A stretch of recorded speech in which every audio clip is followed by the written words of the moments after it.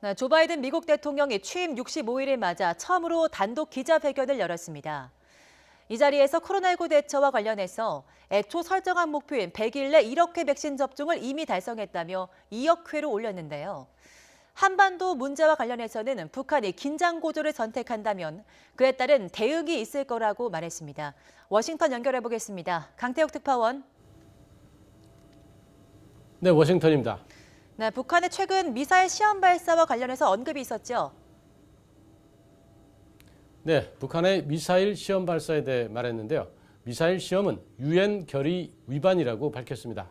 또 북한이 긴장 고조를 선택한다면 그에 따른 대응이 있을 것이라고 강조했습니다. 이와 함께 북한 문제는 최상위 외교 과제로 동맹과 파트너와 협의하고 있으며 외교가 준비되어 있다고 강조했습니다. 그러면서 북한 비핵화는 목표이자 결과가 되어야 한다고 덧붙였습니다. 네, 미국으로선 가장 큰 외교 현안 가운데 하나가 중국 문제인데요. 바이든 대통령이 강한 자신감을 보였다고요. 네, 바이든 대통령은 먼저 중국과의 경쟁을 극심한 것으로 보고 있다고 평가했습니다. 또 중국은 세계를 선도하는 국가, 세계에서 가장 부유한 국가, 세계에서 가장 강력한 국가가 되려는 전체적 목표를 갖고 있다고 설명했습니다. 하지만 자신이 보는 앞에서 그런 일은 일어나지 않을 것이라고 말했습니다. 이에 대해 미국은 성장하고 확장할 것이기 때문이라고 설명했습니다. 또 남중국해와 타이완, 홍콩, 신장 위구르 등의 사안에 있어 중국이 책임지도록 하고 미국이 목소리를 높일 것이라고 강조했습니다. 시진핑 중국 국가주석에 대해서도 언급했는데요. 민주적 뼈대가 없는 인물이지만 똑똑한 사람이라고 표현하면서 시 주석에게 중국과의 대치를 원하는 것이 아니라고 말한 바 있다고 설명했습니다.